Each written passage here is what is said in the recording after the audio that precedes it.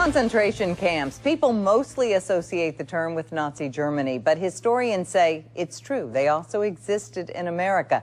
During the Civil War, authorities in Natchez, Mississippi forced tens of thousands of freed slaves into camps built in what's known as the Devil's Punch Bowl. Jacob Kittelstad explores this forgotten history this Mystery Monday. Untouched fruit falls to the ground near the banks of the Mississippi River. They talk about there's the most beautiful wild peach groves down in the Punch Bowl. And researcher Paula Westbrook says, like a peach, the area known as the Devil's Punch Bowl has a pit, a mass grave from the 1860s.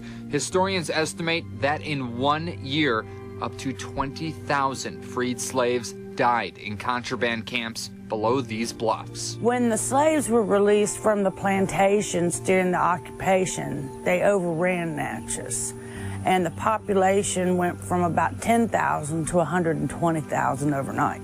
So they decided to build an encampment for them at Devil's Punch Bowl, which they walled off and wouldn't let them out.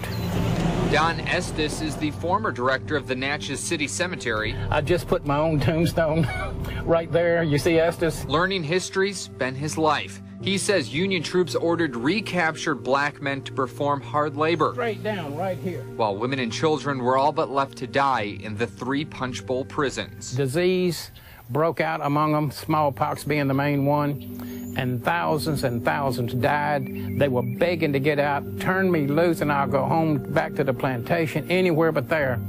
But they wouldn't let them out. The Union Army did not allow them to remove the bodies from the camp. They just gave them shovels and said bury them where they drop. And I'd really like to show you more of this terrain, but it's just too thick with greenery. These bluffs are also straight down, so not only is it dangerous to navigate, it's still very mysterious back there. It's a bed of alligators and snakes. It would take Indiana Jones to get back in there at this point. Then you come on up washing away bluffs, and at the Devil's Punch Bowl that has so many people that no one knows how they got killed or when, and they're still down there wasted. And even to this day, they talk about wild peach trees that come up down there, but no one in Natchez will eat them because they know what the fertilizer was.